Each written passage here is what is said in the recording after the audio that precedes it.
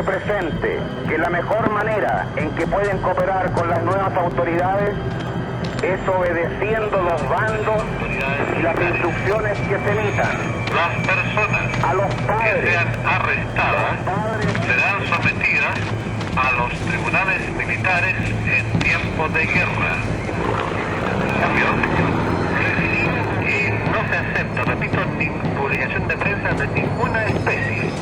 Y aquella que llegara a salir, además de ser requisada, motivará la destrucción de las instalaciones en las que fue invitada. O en su defecto serán sometidos al rigor justicia militar. Disolver los grupos, por favor.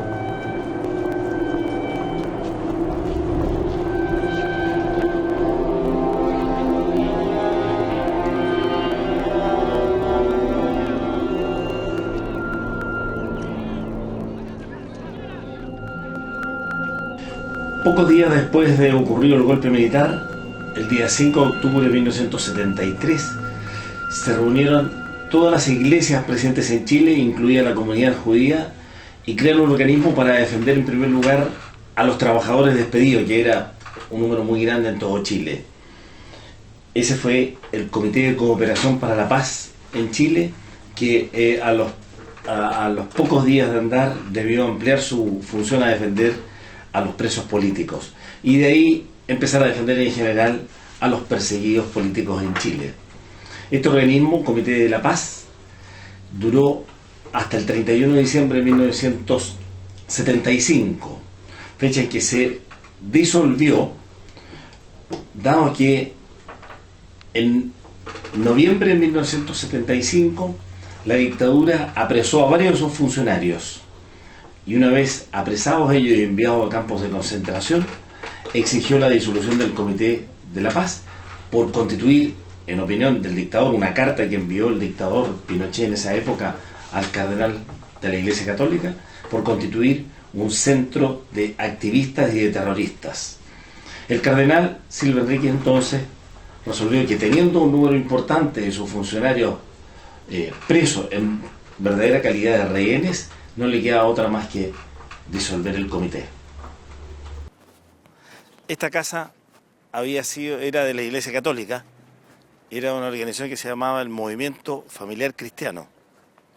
Y entonces aquí nos instalamos, aquí se instaló el Comité de Cooperación para la Paz en Chile, donde trabajábamos regularmente alrededor de 80 personas aquí. Tenía un galpón grande al lado de allá, donde estaban las oficinas nuestras. Y aquí, en las distintas salitas chicas de la casa, funcionaban varias dependencias de recepción de detenidos y de personas que venían a atenderse. La calle Santa Mónica, en ese entonces era la calle más limpia de la ciudad de Santiago, porque durante todo el día habían entre Cumming y Bulnes, que es este tramo de una cuadra, había un sinnúmero de barrenderos municipales con trajes de la Municipalidad de Santiago, que eran agentes de la DINA y que barrían todo el día la calle vigilándonos y vigilando quién entraba, quién salía, qué hacíamos. Permanentemente ellos barrían, la forma de barrer estaban todo el día mirando, eran varios que estaban instalados en la calle. Por eso era conocida como la calle más limpia de Santiago. Como con el tiempo se nos hizo chica la casa que de allá de Santa Mónica 2318, o 28, 2328, de manera que fue necesario arrendar otras dos casas. Arrendamos la casa que estaba pegada hacia el lado de allá y arrendamos esta casa. A los pocos días que teníamos ya esta casa, ocurrió que la DINA secuestró a una persona que venía regularmente al comité para que le diera datos sobre el comité e indicara quiénes eran los que más se movían adentro del comité. Él dijo que no los conocía de nombre, pero que los podía identificar de vista. Entonces, que si lo llevaban al lugar, él podría decir quiénes eran. Entonces la DINA lo trajo un día a la hora de salida de trabajo, que nosotros salíamos, lo paró aquí en la esquina. Él dijo que lo pararan aquí en la esquina, que esta era la mejor ubicación. Él sabía de la existencia de esta casa, la DINA todavía no sabía de la existencia de esta casa. Entonces lo pararon aquí en la esquina y en un momento él, cuando se abrió la puerta, cuando alguien salió de acá, él corrió y entró a esta casa. Y cerró las puertas y llamó a la gente, le explicó y ahí cerraron todas las puertas e impidieron que la DINA entrara. Al poco rato estábamos en todo este barrio rodeado de decenas de gente de la DINA. Y nosotros llamamos a las autoridades de la iglesia, llegaron 2 obispos y posteriormente llegó el jefe de la DINA, que era el Mamo Contreras, que hoy día está preso. Y además Pinochet llamó al cardenal Raúl Silva Enrique y le exigió que le entregáramos a este hombre, si no iban a echar a la fuerza y nos iban a eliminar a todos. La iglesia y el cardenal hizo primar su fuerza y se negó a entregar, no entregamos al detenido y finalmente la DINA tuvo que retirarse. Intervinieron varios embajadores, llegaron embajadores de otros países, representantes de Naciones Unidas, mucha gente a apoyarnos y eso obligó entonces a que la DINA finalmente se fuera y no entregamos al detenido, logramos mantenerlo y días más tarde lo sacamos del país asilándolo en una embajada. Uno de los hechos más emocionantes que me tocó vivir acá fue haber atendido un día a una mujer joven que venía porque su pareja estaba secuestrada, estaba desaparecido en ese momento por la DINA y ella vino entonces un día con 2 niños chicos que eran sus hijos, que habían tenido 8 y 6 años y me dijo que los había traído para mostrarles el camino de cómo llegar, porque ella vivía sola con ellos 2, cómo llegar por si a ella le pasaba algo, cómo llegar ellos acá a pedir ayuda. Y eran 2 niños, como digo, muy chicos, de 8 o 6 años, un niño y una niña. Y para mí fue un golpe muy fuerte. Pocos días más tarde, llegar en la mañana, aquí poco antes de las 9 de la mañana, venir caminando para entrar aquí a la casa y ver a los 2 niños parados aquí afuera solos. Se habían venido caminando desde donde vivían porque en la noche la DINA se había llevado a su mamá.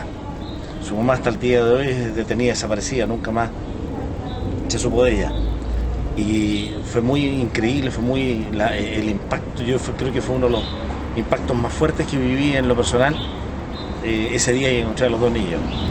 Sabiendo la Iglesia Católica y en particular el cardenal Silva Enrique que era indispensable mantener la actividad que estaba realizando en defensa de los perseguidos políticos en Chile, que era la única organización u organismo que lo hacía y que podía hacerlo al amparo o bajo la protección de las iglesias, entonces al día siguiente de cerrado y disuelto el Comité de Cooperación para la Paz en Chile a petición del dictador Pinochet, se creó el día 1 de enero de 1976 la Vicaría de la Solidaridad, que la diferencia con el comité es que es un organismo que se inserta al interior de la Iglesia Católica, pasa a ser un departamento dentro de la Iglesia Católica. Y el otro cambio físico relevante que implicó la Vicaría de la Solidaridad fue que sus oficinas se instalaron en el corazón del centro de Santiago y en el corazón de la Iglesia Católica de Santiago.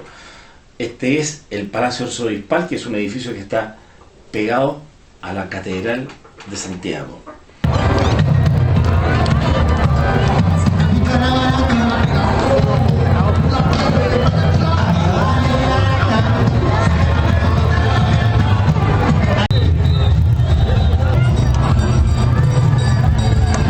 Este era el pasillo de entrada a la vicaría, allá estaba la puerta y ahí había una escalera por donde se iba al segundo piso y en el segundo piso estaba la Vicaría de Solidaridad. Yo creo que la manera como les puedo contar un poco lo que yo hacía en el año 74 hasta el año 88, primero como procuradora y después como abogada, lo puedo graficar en esta arpillera. Este es digamos, lo más valioso que tengo en mi casa. Cada dibujo y bordado está hecho por un familiar de un detenido desaparecido y me lo bordaron para mi cumpleaños. Ustedes fueron al Comité La Paz, los familiares de detenidos desaparecidos hicieron este bordado que eran las arpilleristas. y que ellas, como no podían encontrar a sus familiares y nadie las escuchaba, empezaron a abordar las cosas que hacían. Aquí, mira cómo abordan el Comité La Paz, ahí donde fueron a Santa Mónica. Entonces aquí estoy yo trabajando y recibiendo a la gente que presentaba recursos de amparo, como ellas la veían. Después, cuando trabajábamos en las poblaciones, apoyando en los comedores infantiles, y aquí a mí me nombraron ministra de Solidaridad del Cardenal, entonces ellos lo dibujaron como con una medalla.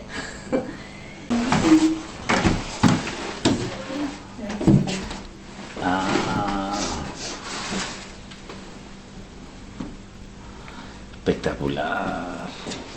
Como no acogían los recursos de amparo, que era lo que presentábamos con Álvaro y todo, se nos ocurrió que tal vez las mujeres podían contar su historia a través de bordado, o a través de otra manera de decirlo. Además que empezamos a preguntar y la mayoría de las mujeres no sabían escribir bien, nada, porque eran esposas de obreros. Entonces empezamos a hacer bordados donde contaban lo que a ellas les iba ocurriendo. Y en el año 76, en el diario La Segunda, salió un artículo o sea, en primera plana, que decía Arpilleras de la Infamia, y hablaba que el terrorismo estaba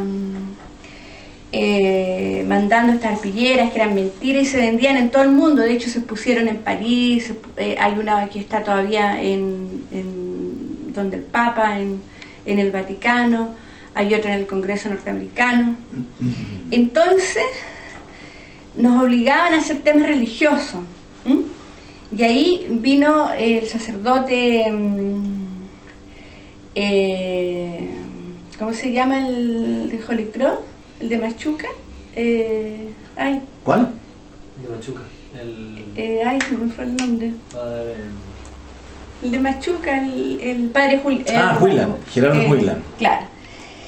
Y nos pusieron que las mujeres de los detenidos desaparecidos, o sea, que ellas tenían desaparecidos a sus hijos, todos tenían que bordar algo, pero que tuviera que ver con la iglesia. Entonces crearon el Vía Crucis del detenido desaparecido, que es este, y que la policía lo empezó a buscar y sabía que existía y lo buscaba, entonces lo hicimos por piezas. Y después a mí me costó mucho recolectar las piezas. Ustedes saben del Vía Crucis, pero tiene, que es como cuando Cristo arrastraba la cruz, qué sé yo. Entonces tiene 12 estaciones, se llama. Entonces cada familiar del detenido desaparecido hizo una estación. El día lunes 18 de noviembre de 1974, a la hora de comida estábamos comiendo y yo conté a mis padres y a mi hermano Jaime y a su esposa, que vivían con nosotros temporalmente, conté que el sábado en la noche habían sido secuestrados 2 amigos míos que vivían un poco más allá, un matrimonio, y que no se sabía nada de ellos. Mis papás me preguntaron, ¿cómo no se sabe nada de ellos si habían sido detenidos? Tienen que estar en un recinto o en un recinto militar o en un recinto de la policía de Carabineros. Y yo les expliqué que no, que eso no pasaba, que eran secuestradores que llegaban en blue jeans, pelo largo, metralleta, con vehículos con patente de otro país, argentino, patente argentina falsificada. Mi papá me dijo que tuvimos una fuerte discusión porque mi papá me dijo que los militares no actuaban así. Y en medio de la discusión entonces yo me retiré y me fui a acostar alrededor de las 11 de la noche. 2 horas más tarde, recién iniciado el toque de queda, que empezaba en ese entonces a la 1, pasó la misma escena en mi casa. Llegó el Guatón Romo, llegaron un número muy grande de miembros de la DINA y me secuestraron sin orden de arresto, ellos vestidos con pelo largo, con blue jeans, zapatos común y corriente, polera, y todos armados, fuertemente armados de metralleta. Yo me desperté y estaba rodeado de 7 u 8 hombres que me apuntaban con metralleta y que me llevaron y que se negaron, a pesar de que yo lo requerí, se negaron a exhibirme orden de arresto. Me negaron la posibilidad de llamar a un obispo de la iglesia, dado que yo trabajaba en la iglesia. Y cuando salgo a la calle, me encuentro aquí parado en el pasto, me encuentro, aparte estaban todos los vehículos, las camionetas desplegadas, y me encuentro con el Guatón Romo. a quien yo identificaba y reconocía porque había iniciado acciones judiciales en contra de él.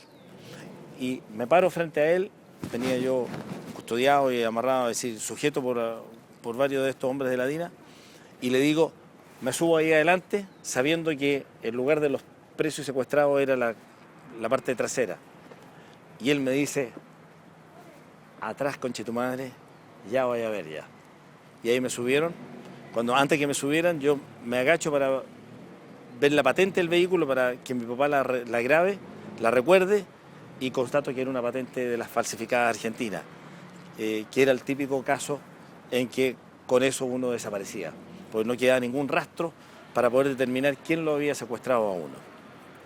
Tanto es así que horas después que yo había sido liberado y que ya estaba aquí en mi casa, llamó a mi mamá el vicario general castrense, que era conocido de mi familia porque su hermano vivía un poquito más allá en esa casa de color verde que hay allá.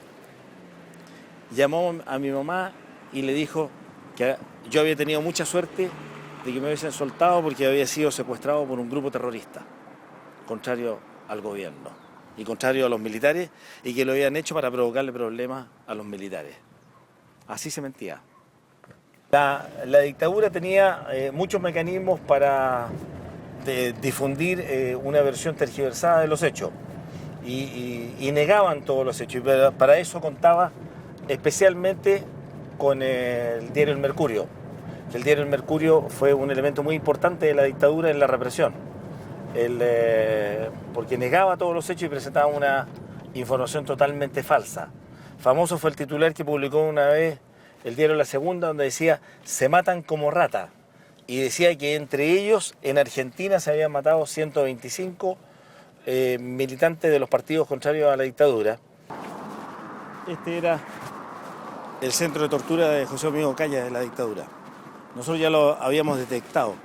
El principal elemento porque lo detectamos es porque en ese entonces esta calle tenía piso de adoquín, que son como piedras, que allá todavía se ve un pedazo.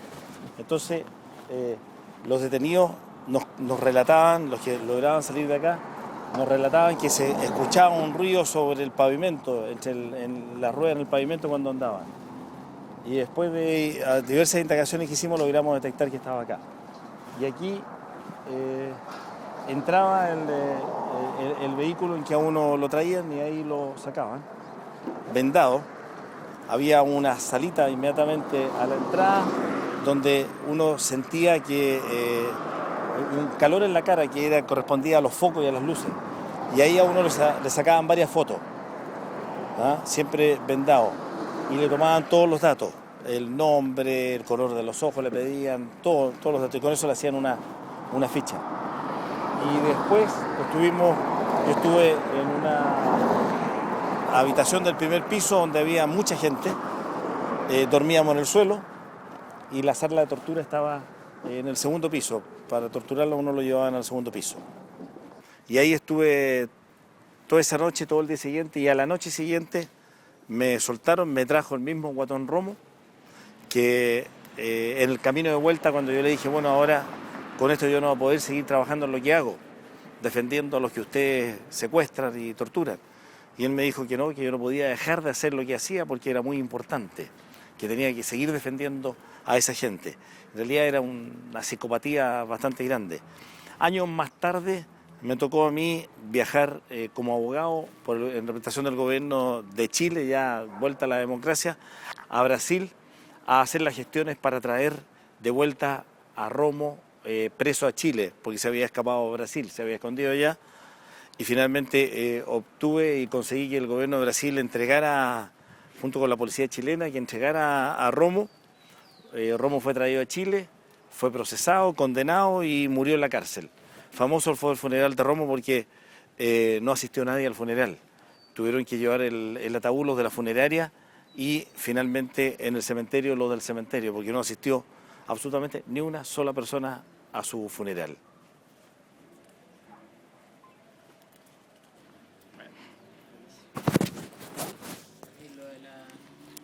Lo de la llamada del... Ya. ¿Cómo lo...? Esta está exactamente casi al lado de la otra que vimos recién. Solo había una casa de por medio. Este también era parte del centro de tortura de la DINA. Y aquí están los nombres de Cecilia Castro y Juan Carlos Rodríguez, que son los amigos míos que habían sido secuestrados 2 días antes que me secuestraran a mí, en la misma calle. Y hasta el día de hoy están desaparecidos y que estaban también acá. Habían distintos elementos por los que lográbamos reconocer los recintos secretos de tortura. Por ejemplo, como les contaba, la calle era de adoquín, entonces logramos detectar el adoquín por el ruido del auto cuando andaba. La Villa Grimaldi, por ejemplo, la reconocimos porque los detenidos contaban que escuchaban la campana de un colegio. Y por otro lado, habían otros detenidos que contaban que se escuchaba que cuando iban camino hacia el lugar de detención, el auto hacía como una pequeña subida y bajada. Y así fue como logramos detectar un puente que había en Tobalaba y un colegio de monjas que estaba en la avenida José Arrieta, un poco más allá. Ella, se llamaba Elizabeth Reca, estaba embarazada, tenía 4 meses de embarazo. Y él se llamaba Antonio Elizondo y también era ingeniero y eran muy amigos con Juan. Los 3 los tomaron detenidos y los 3 hasta el día de hoy no se sabe mucho y son desaparecidos. Yo peleaba con Juan. Cuando Juan desapareció estábamos medio peleados. Y después nos dedicamos gran parte de nuestra vida hasta el día de hoy, que tuvimos algún éxito, buscándolo. No sé, pues como que ustedes que son amigos, desaparecieran. ¿Qué edad tienes tú? 16. Ya, Juanito tenía 27. O sea, 10 años más. Desapareciera tu mejor amigo, el resto de tu vida tú le vas a dedicar una parte a buscarlo. Como que ustedes se desintegraron así. Porque a veces es difícil entender por qué pasamos del 76 hasta ahora. ¿Cuántos años? Como 40 años. Muchos. No hubo año en que no hiciéramos una actividad, una acción concreta para encontrarlo. Eso que te decía Álvaro de poner la foto, hacíamos exposiciones. Y gracias a esa cantidad de cosas que hicimos, diríamos que logramos ubicar que él había sido detenido en la Colonia Dignidad. Y la vicaría funcionó hasta poco después del año 1990, es decir, hasta poco después de terminada la dictadura, dado que una vez que concluida esta, su misión fundamental ya no era necesaria.